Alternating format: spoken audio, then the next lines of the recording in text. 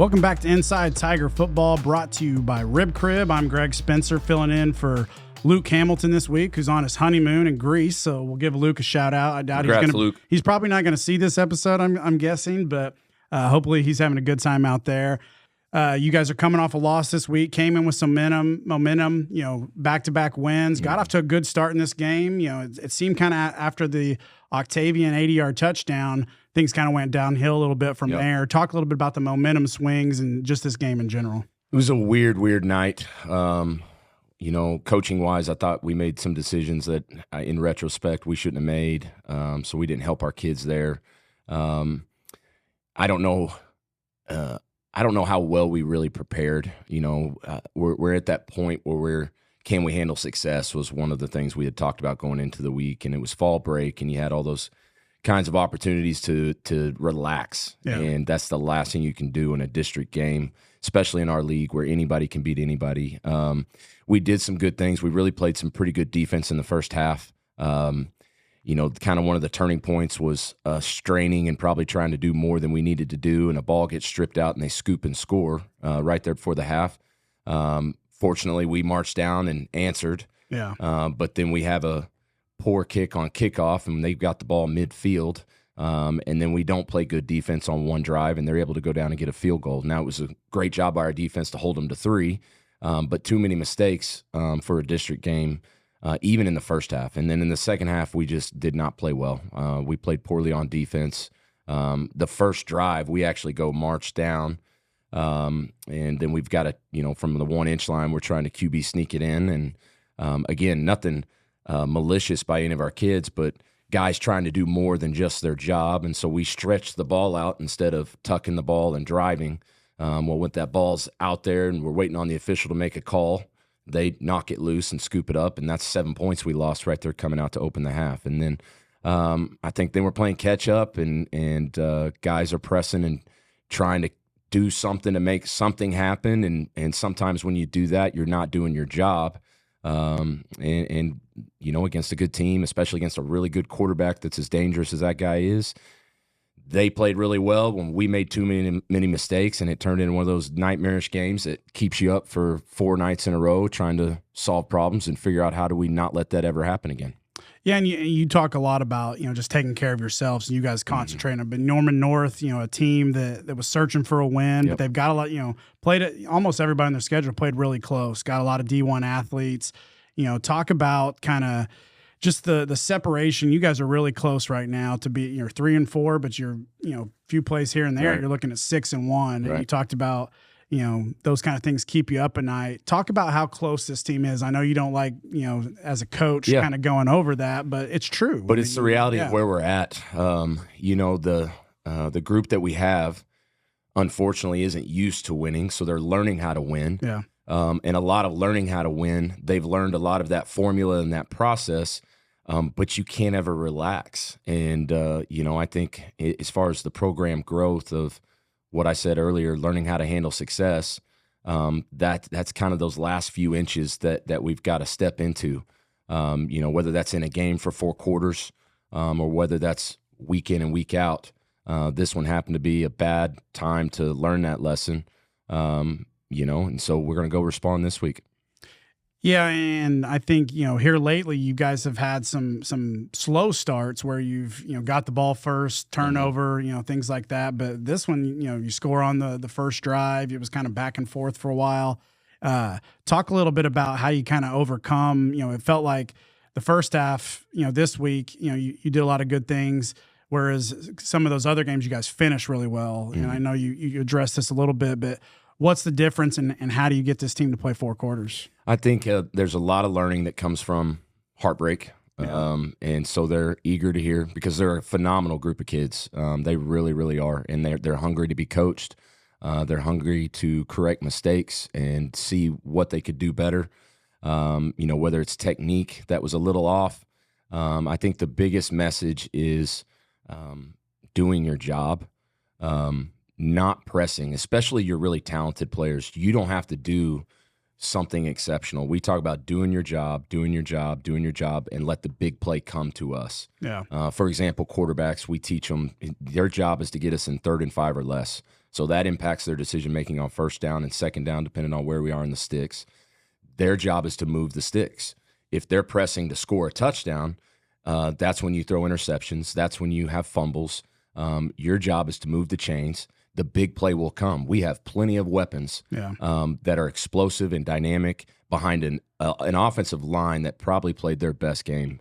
They are really coming along. And then defensively, that's always the case. That's universal with defense. You stop doing your job, and you're going to get exposed against good players. Well, and you talked about it. This is a team that does have a lot of weapons.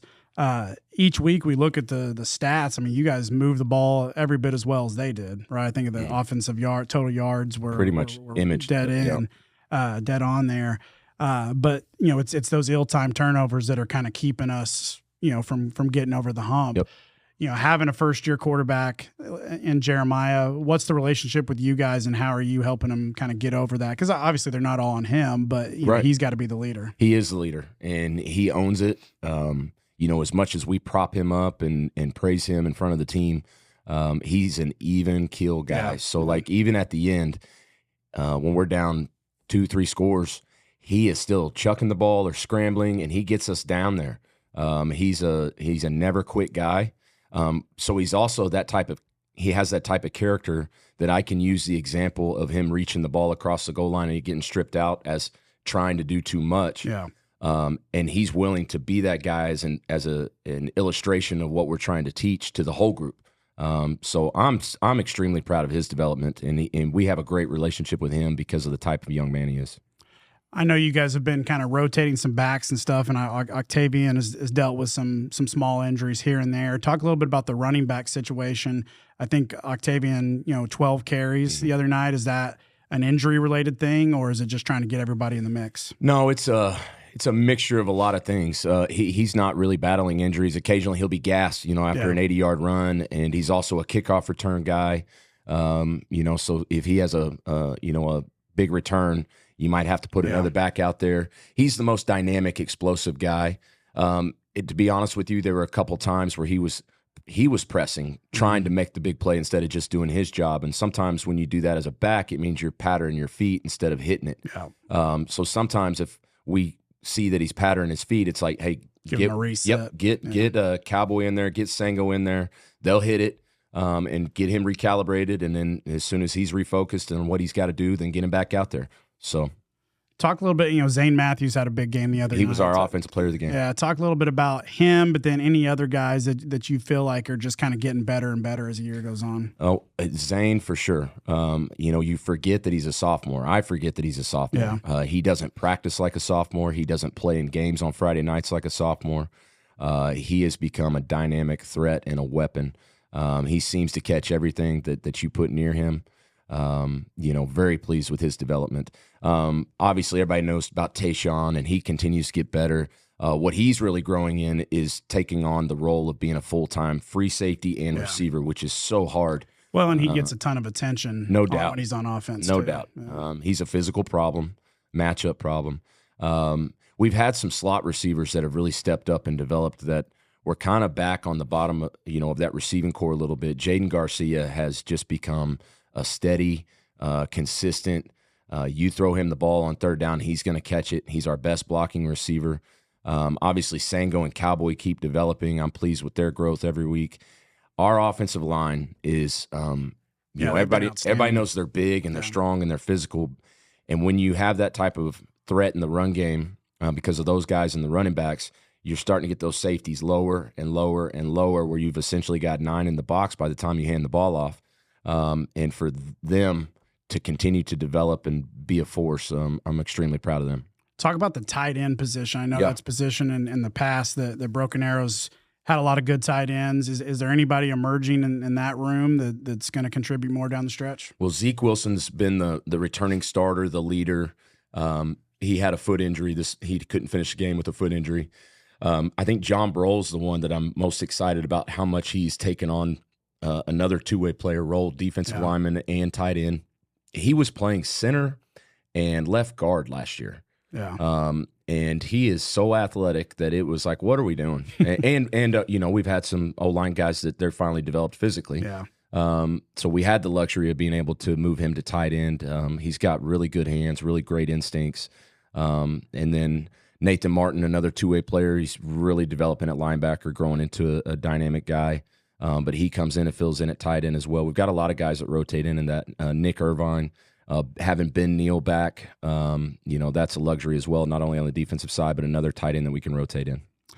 Yeah, and I know I've witnessed over the last few years, one thing I've noticed that you do pretty well is you pick those guys that down the stretch they will continue to play two ways going into the final stretch in the playoffs. That's obviously a decision you guys make as a staff to get them more involved and limit their snaps, but peak at the right time, right?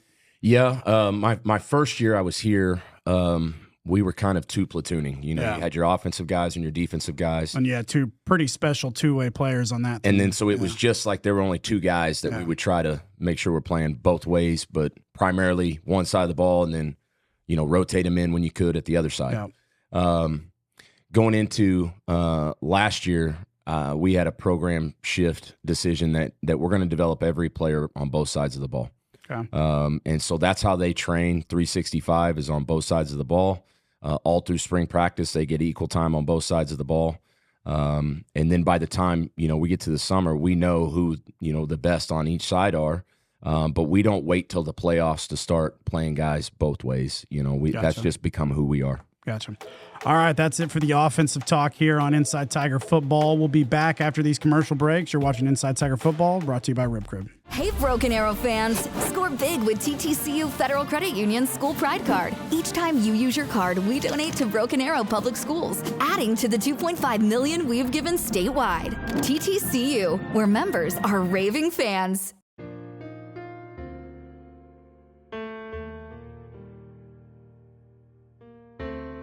For families who like to build their wealth while staying liquid, we have flexible rate CDs to keep your funds working hard, even when you're not. First National Bank of Broken Arrow. The right balance. Welcome back to Inside Tiger Football, brought to you by Rib Crib. We're here to talk defense right now here. Defense got off to a pretty good start in this game. I think if I read Skip's stats right, I think only had one touchdown and 2 turnovers in their first 6 possessions. Talk about the good start that the defense had. I think it was Malik Ross, tipped the ball to himself and got an interception. Got some pressure on the quarterback. We were stopping their run game. We were containing their 4-star receiver that they have. I was really pleased. I think even my halftime interview with Madison, I mentioned that our defense was playing a lot better than the score indicated. Yeah. It was just that inopportune, bad timing in the fumble, scoop, and score that they took advantage of, and then a bad kickoff that put them midfield right before half, and they were able to go down and get 3 points. Outside of a few mistakes, they were doing a lot of good things in the first half. Like I said, first 6 possessions really well. First half, you didn't go into the locker room the way you wanted, but the second half, I think they had 7 possessions with a touchdown or field goal. Mm-hmm. Talk a little bit about, what that's like in terms of trying to, when you need to get that stop and you're not able to get it. And what are the kids, what's the vibe in the locker room with the kids and the coaching staff to overcome that stuff? Yeah, the locker room or at halftime was good. It was positive. We've been behind. We're used to going out and finding a win. We've done it on a few occasions. So there wasn't anything off. Once we got down a couple scores, I was disappointed with some of our body language. And we talked about it after the game. That was, there's certainly things we've got to correct. I don't think we prepared well enough with a sense of urgency going into the game. I think we got out of our scheme and our technique as far as doing our jobs. Those are all correctable things. But the biggest thing I addressed at the end of the game was the body language that I saw specifically from captains and leadership. And I'm not calling anybody out on the show. It was just what we addressed was that might happen from a young JV guy that's dressed out, standing in the back, watching the game. I can't fix his body language in the moment there, but our leadership, our guys that are out there playing, they can't ever with their body language, question that we're going to go win this game. And we'll get that fixed. And how have the kids responded this week in practice with that message? It's a phenomenal group. I mean, they really are mature, hungry. They do know how to prepare, and that's what irritated me the previous week. They're back to sense of urgency, you know, and it helps to be playing Union. It almost irritates me because we've got to prepare that way when we're playing an 0-6 team, not just when you're playing somebody that you know down the road. Yeah. Talk who stood out defensively. Who are some guys that you felt like played good, you know, that you can point to in the film room and say, this guy gave me 4 quarters of good effort? Cole Lamont every week. Yeah. Every week. He is a war daddy. He's the leader on that side of the ball. He makes plays because he does his job, full speed, full effort, full physicality. Messiah Owens did a lot of really good things at corner. Don Fryer's doing some good things. Colby Crosby is another. He's more of a quiet leader with his play. We've got him as one of those down safeties that's got to be a run fitter, and he does a great job of that. Nathan Martin, like I mentioned at linebacker, is really coming on and starting to he's such a smart kid that he's really starting to understand the scheme, which is speeding up his productivity. Malik Ross is a young sophomore linebacker that's getting better and better and better. He's already a full speed, almost falling forward kind of physical kid that can really knock people around. And that's the best thing about him is he doesn't know anything but full speed. And so it's about getting him to understand what direction that full speed's got to go to. Yeah. But he's figuring it out, and it's fun to watch. D-line wise, you know, Gunnar Wilson is a steady D lineman that is just physical and tough. And then, you know, having Ben Neal back is really exciting because he's one of our bigger guys that we've been missing. Especially when Josie Sanders went out, we kind of lost a lot of size there at the front. I could go on and on. John Brohl has just become a playmaker in every capacity, special teams, offense at tight end, and then D-line. Well, and as you go down this final stretch of games and into the playoffs, what do you see from these guys that you can point to that, you know, and they've been learning a new system on the fly all year long, but you know, kind of knowing what, you know, as you kind of play more of these guys 2 ways and whatnot, what are some things that you can point to that you feel like, you know, we're really close to playing 4 quarters of good defensive football? Well, you put the film on and you see a lot of positive. You see so much positive. Yeah. And then you have a catastrophic mistake, whether that's a turnover or a guy pressing and doing something outside of his job and it gets exposed. Yeah. Though it can't happen. And that's all you got to do is turn the film on. It's not a character issue. Yeah, for sure. It's discipline and knowing and studying, not even your opponent, but your job. You know, in the next segment, we're going to talk with a couple of the players, you know, Tytan Parker and, like you mentioned, Ben Neal. Talk a little bit about them and kind of what they bring to the team. Well, Ben Neal's one of our captains. You know, he right before the season started had a back injury that we thought was season ending, heartbreaking. And somehow, honestly, miraculously, the dude's back. And to have one of your captains back, especially when you thought that was it. Yeah. And I'm trying to keep him engaged. I've given him some assignments with like a youth banquet we're trying to do, and he's all over it. You know, he's at everything. He's in the middle of everything. He's that kind of kid. But physically, he's a dude. And so to have him back is really exciting. You know, the leadership has always been there, but now to have him be able to produce is really fun. Tytan Parker came out and joined the team midseason last year. He's not a captain, but he might as well be. He is the leader in that locker room. Is he a junior or a senior? He's a senior. Both these guys are seniors. Tytan is willing. You know, when he first came to us, wanted to play quarterback, and he is.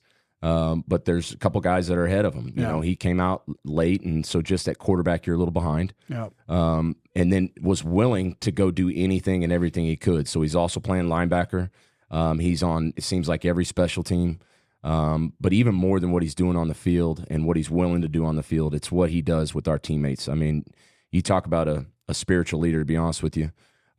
He's invaluable to our program, and the legacy that guy's going to leave is unmatched. Yeah, and that's something as a coach that you love to see, because if, you know, you need your best players to be leaders, but if you can have those guys that are on the fringes, no doubt, they're not necessarily the ones that are in there, making all the plays, and contributing in some way, that's a big thing. Well, and we're always challenging those guys that don't see the field. You're mainly talking about usually sophomores, JV type kids. Everybody has a role. Yeah. And if you're coming to practice or you're coming to a game and you're dressed out, or even if you're not dressed out, everybody has a role. And if you don't like your role, you want a bigger role, then perfect the role you've been given, and then you'll probably get another one. You'll earn another role. And Tytan has been a model of that for our whole program. Awesome. All right, speaking of them, Ben Neal, Tytan Parker, coming up next. You're watching Inside Tiger Football, brought to you by Rib Crib.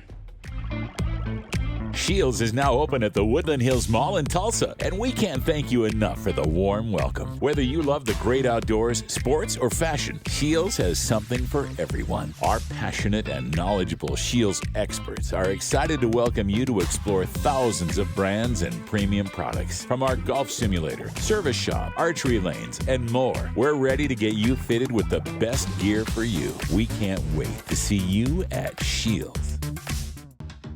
Introducing QT Pay, the easiest way to transform every trip, every treat, and every gallon into instant savings every time you pay.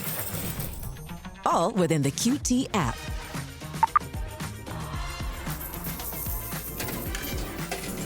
QT Pay. It just makes sense.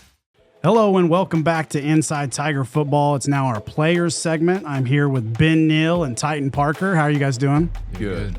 All right, so we're going to get to know you a little bit on today's show. Ben, we'll start with you because you have a unique story. You're just recently overcoming a back injury, and you were back on the field on Friday night. What was that moment like for you?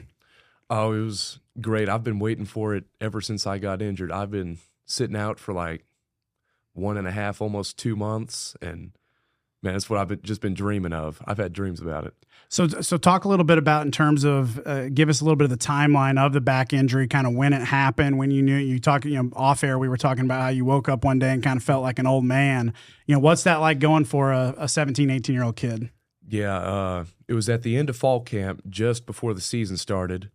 My back had been tweaking a little bit for me, but then I got home from practice one day. I was walking like an old man.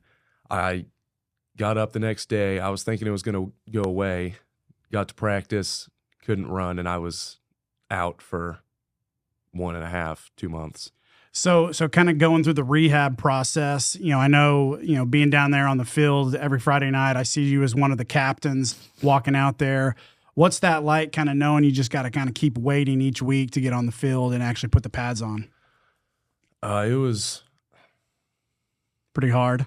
Yeah, it was pretty hard. Especially you're a senior as well, so kind of waiting that out. But, tell me a little bit about, what anybody you want to give a shout out to as far as our medical staff kind of helping you get back out on the field? Yeah, Dan, I'm extremely thankful that I am able to play again this season.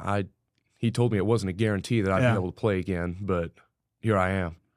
Tytan, what about you? What's it like kind of seeing one of your teammates go through that and kind of get to this process where he was back on the field Friday? I think it was pretty cool just being able to see him back out there. I remember sitting in the locker room before he even got out, and he got his offer from NSU, and it was just like a different Ben that you haven't seen of I've still got hope kind of feeling that you saw in him. Long story short, in 7th grade, I actually broke my back doing the same thing. Oh, so wow. I thought it was going to be the end of football, which it was for a while. Yeah. So it hit me like a. How did that happen to you? I was in football, playing receiver, and jumped up and just kind of landed like in a V shape with my head and toes at the end. And I forget what it was. One of my vertebrae that just fractured. Yeah. And so they basically said probably shouldn't play football anymore. So that's kind of, I walked away from that until 10th grade. So. Well, that was kind of one of my next questions, kind of telling you guys telling us your BA story, but we can kind of go back to you on that and talk about, give me a little bit of your background. What schools have you gone to? And then go ahead and, finish that off by telling us your football background as well. So I grew up in Michigan until I was like 4 years old. Okay. My mom lived there, and my dad played football, played at University of Indianapolis. And long story short, they just decided to move here. Didn't make sense. Just kind of felt like that's what the Lord was calling them to do. So threw a dart at a map and land on BA. And so moved here whenever I was about 4 years old and gone to BA ever since, and I loved it. When did you start playing football?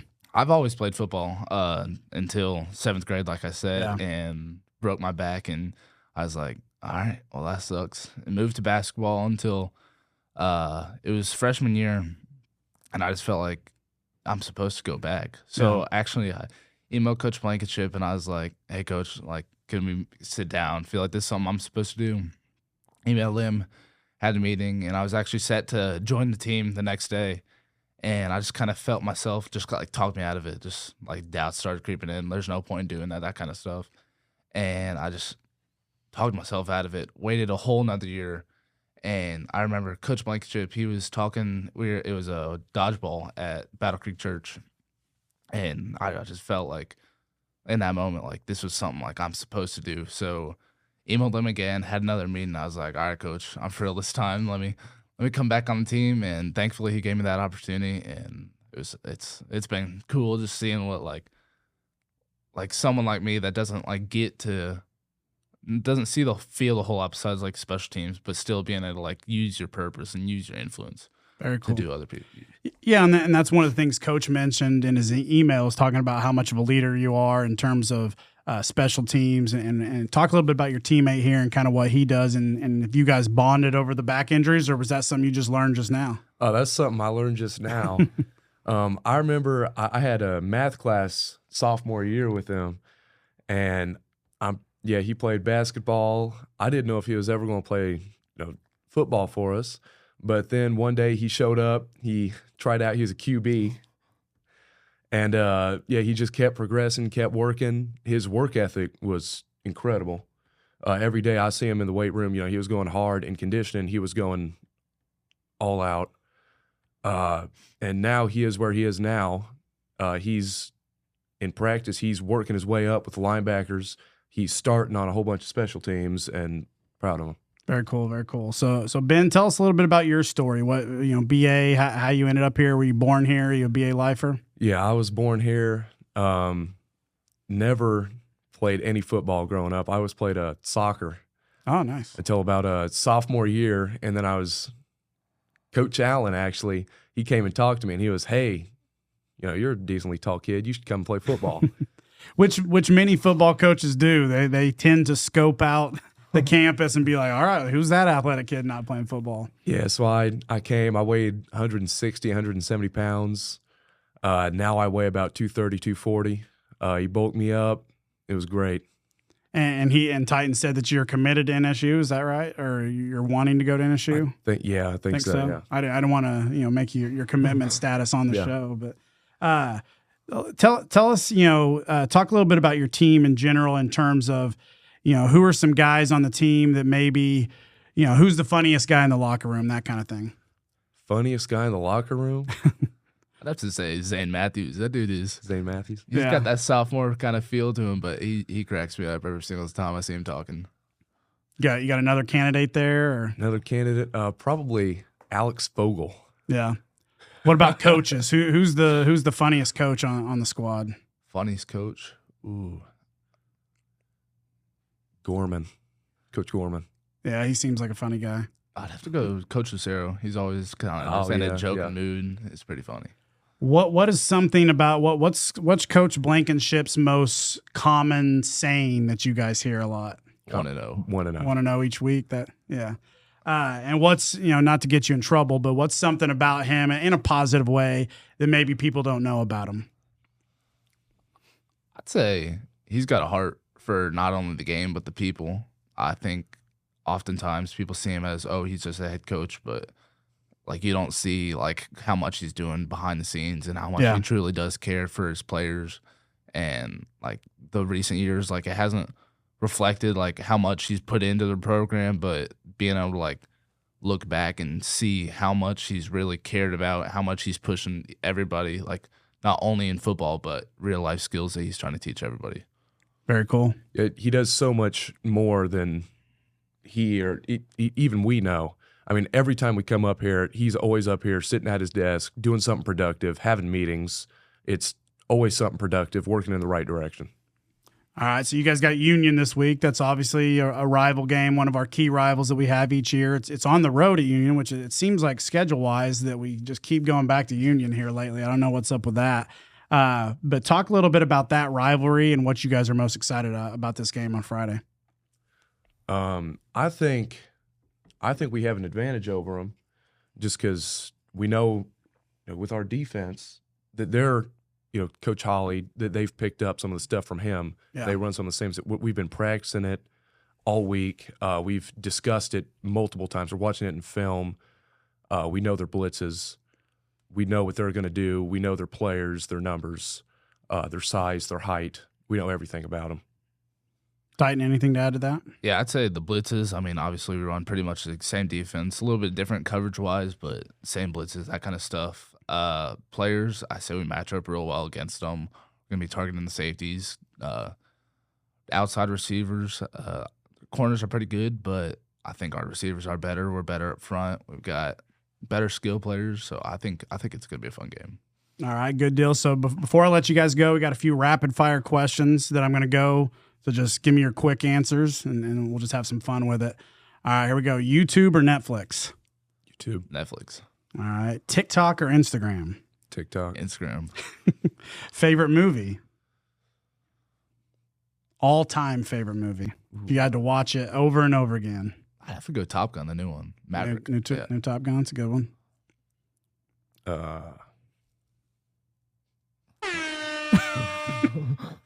I actually thought that was going to be the crickets button, but it was the air horn. But we'll leave that one in there. Still got to have an answer. I still got to have an answer. Top Gun. All right. If you could see one artist in concert, who would it be? Particularly if you haven't seen them before. Seen them before. I'd have to go Elevation Worship. I love just listening to their music, and it makes me feel good. Cool. Yeah, me too. Man, Ben seems to be struggling with these answers. Favorite sport other than football? Got to go basketball. Soccer. Okay, I guess I probably should have known that. College football or NFL football? College. College all day long. College. And who's your favorite college team? OU. Notre Dame. So we probably don't want to get into. I'm an OU grad myself. We're not gonna get into that, how they're doing right now. All right, last one. I'm a big Dodgers fan. World Series is coming up Friday. You guys might not care about baseball, but do you have a World Series pick between the Dodgers and Yankees? I'd have to go Dodgers. Probably Dodgers. All right, good answers. All right, well, we'd like to thank Ben, Neal, and Tytan Parker for joining us here on Inside Tiger Football. We'll be back with the final segment with Coach Blankenship here in a minute to talk about Union, and we'll see you here in a bit. Tulsa Bone and Joint, Northeast Oklahoma's sports medicine experts. We are pleased to help you and the athletes in your life with a number of surgical and non-surgical options. Tulsa Bone and Joint is proud to serve as team orthopedist for local high schools such as Broken Arrow, Owasso, Sapulpa, Cascia Hall, and Bishop Kelly. We're also proud to be team orthopedist for FC Tulsa. Tulsa Bone and Joint, moving life forward. Around the clock, throughout eastern Oklahoma, we're devoted to improving the health of our communities, our home. We are your friends and neighbors. We are the people of St. Francis.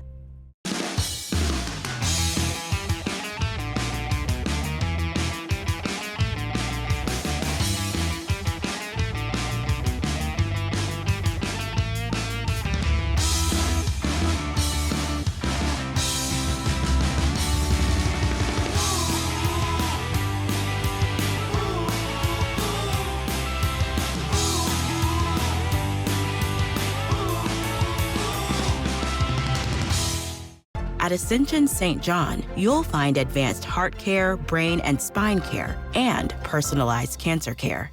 And we excel just as much in the things that can't be measured. Listening more closely, caring more compassionately. Welcome back to Inside Tiger Football, brought to you by Rib Crib. Final segment on the show. We're previewing Union. Always a rival game, always a tough game. Obviously, a close thing to you growing up with your dad being the coach there, playing there, all those sorts of things. Talk a little bit about what this game means to you. I know each week you like to talk about, one game's not bigger than next, but this one's hard to ignore, right? Yes and no. Well, yes and no. The familiarity that everybody has, I say this every year, but it's such a truth. When I was growing up, rivalries were different. Like you didn't want anything to do with the kids at the other school, other than maybe steal their girlfriends. It's just so different now in the internet age, social media age. 7-on-7, AAU. Yeah, they all play different things together. They all go to church together. They just all know each other. So it's just different. But that's also why it's still a rivalry, is because of the familiarity, and not only that, but the coaching and the fan aspect of it. Oh, no doubt. Yeah. And but it's a huge game because we have to win a district game. Yeah. We want to go win a state championship, and to do that, we've got to have the best seeding possible going into the playoffs, and that is the sense of urgency. Now, the benefit of the rivalry aspect is you don't have to do any false motivation with your kids, and not that I am ever trying to do false motivation, but getting them to have a sense of urgency against an 0-6 team is that's where I didn't get the job done, but that's not a challenge going into a week like this. Yeah. Union, I believe, sitting at 5-2 on the year right now. Overall, they've had a couple close games against common opponents. I know early in the year they had a really close game with Edmond Santa Fe, but it looks like they're kind of peaking, especially offensively, at the right time. Talk a little bit about them on both sides of the ball and kind of what we're going to need to do to, especially defensively, and they have some familiarity with what we do. Talk a little bit about that.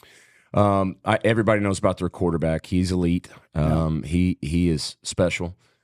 So containing what he's doing, and they're really doing a good job of getting the ball out of his hands fast, which he has a phenomenally quick release anyway, but he's not sitting back there and patting the ball either. So they do a smart job with that. But what's really developed for them is they've got a running back number 28 that has become their main guy. He is electric, and we've seen some guys similar to that, but if he finds a crease or some space, and then their scheme, they try to design some things to get him the ball, not only in creases, but in space. Yeah. They've got a couple of receivers that are always a threat, a huge offensive line like they always have. Defensively, it seems like every year you could make a cutout of the nose guard, and it's almost the same kid every year, a huge cat daddy defensive lineman. This year, he's just a younger guy. He's a freshman. They've got some really fast outside linebackers, some really fast corners. So a pretty typical Union talented team. Who needs to step up on our end of things? We talked about some of the kids and earlier, but on both sides of the ball, if there's a couple guys that you want to pick, maybe even outside the box a little that you're hoping can kind of have a good game, who would they be? Well, our secondary is going to have to be smart, be where they're supposed to be, to defend what they're going to do in the pass game. And then, that's a mixed bag too, because those safeties are, run support guys as well in our scheme. And so sticking with their targets and their reads and their keys and being where they're supposed to be. Obviously, our box has got to do what our box is supposed to do, our linebackers and our defensive line, because we can't, just because we're concerned about their quarterback, we can't let that running back have a night. So offensively, it's always the same people. We've got to be dominant up front, be able to run the football, and then we've got to connect with our threats that we have on the outside as well. So everybody's got to do their job and play a great game. Where would you like to see the most improvement this week from the last game to this game in order to get that W? I'd like to see more efficient special teams. I'd like to see our defense play 4 quarters, sound, do their jobs. I'd like our offense to hold on to the football and not give them any free ones. Talk to me a little bit about, one of the things that as a football coach that people don't always think about is that even though that you're not the head coach of the middle school teams, 9th grade teams like that, you oversee an entire program. I know you've got a son playing on the freshman team, a younger son, as well coming up. Talk a little bit about, I know, talking with Coach Mo and whatnot, how the success that his teams are having and kind of what that means to you and just making sure. Somebody I was talking to the other day just talked about the continuity at the lower levels of, the youth teams trying to run our offenses and things like that. Talk about what that means to you. It means the world, because that was probably my number one priority when I got here is if you're really going to build the program, you've got to do it all the way up and down. Yeah. And, the youth program is its own entity, but being able to be involved in infiltrating that and finding ways to slowly chip away at that. And it's not there yet, but it's light years ahead of where it was. Our 8th grade staffs and our 9th grade staff, it's been a process, but it's starting to get there. I mean, they're doing our stuff. They're winning. They're winning championships in their leagues, which my first year that just wasn't the case. And that is what I've been ecstatic about. And even our JV this year is winning games. Yeah. And it's a blast to go.